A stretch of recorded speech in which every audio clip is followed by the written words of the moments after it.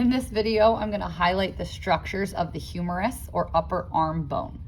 Starting at the proximal end where the shoulder joint is, we can see the anatomical head of the humerus right here. This is going to articulate with the glenoid cavity of the scapula to make the shoulder joint.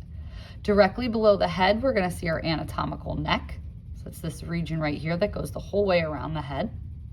And then we're going to have medially, we're going to have our lesser tubercle. So there's a small projection right here that's called the lesser tubercle.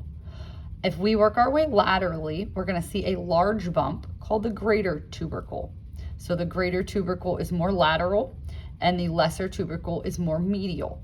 In between those two tubercles or bumps, we're going to see a groove. Our anatomical term for groove is sulcus. So we call this the intertubercular sulcus, meaning that is between the greater and the lesser tubercle. So here we see our intertubercular sulcus or groove. As we work our way down the shaft of this humerus, about midway down, we see a bump on the lateral side. This is our deltoid tuberosity. This is where the deltoid muscle will anchor so it can help move this humerus bone. As we move down to the distal end of this bone where we would find the elbow, we're going to see multiple fossas, which are depressions, and we're going to see several projections sticking out of the humerus. Most medially, we are going to find our medial epicondyle. The medial epicondyle will always be on the same side that the humerus head is facing. That's our medial side. So here's our medial epicondyle. As we work our way laterally, we're going to see these two big bumpy projections. These two projections together make up the trochlea. This is going to articulate with one of our lower arm bones. Next to the trochlea, we see this very rounded bump. This is called our capitulum. So on the lateral side of the humerus, at the distal end, you will see the capitulum. Again, this is going to articulate with one of our lower arm bones. Most laterally, we are then going to have our lateral epicondyle.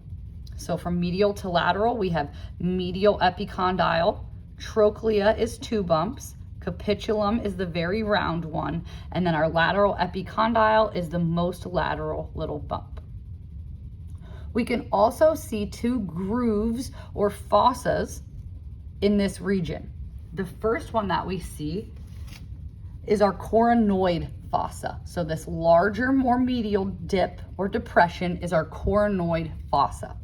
Directly next to that, above the capitulum, is going to be our radial fossa. It's smaller and more shallow.